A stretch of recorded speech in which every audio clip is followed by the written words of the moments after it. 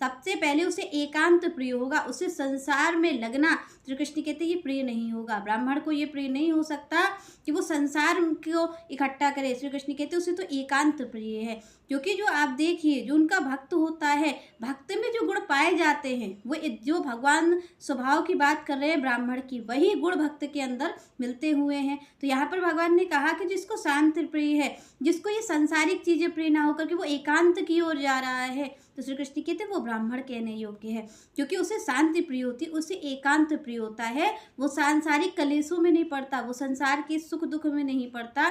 श्री कृष्ण कहते हैं उसे शांति प्रिय है, वो एकांत की ओर रहता है। आगे श्री कृष्ण ने कहा आत्मसंयम, कि जिसने इंद्रियों का निग्रह कर लिया है। श्री कृष्ण कहते हैं जिसको संयमी है वो अपने मन को एकाग्र करना चाहता है। श्री कृष्ण कहते हैं जिसको सुख दुख का प्रभाव नहीं पड़ता, जो सुख में फूलता नहीं है, दुख में परेशान नहीं होता। श्री कृष्ण कहते हैं जिसका संयम है खुद पर, जो समान दृष्टि से सबको देखता है। श्री कृष्ण कहते हैं ऐसे जो इंद्र निग्रह है, जिसने अपनी इंद्रियों को जीत लिया है, श्री कृष्ण कहते हैं वो ब्राह्मण कहने योग्य है।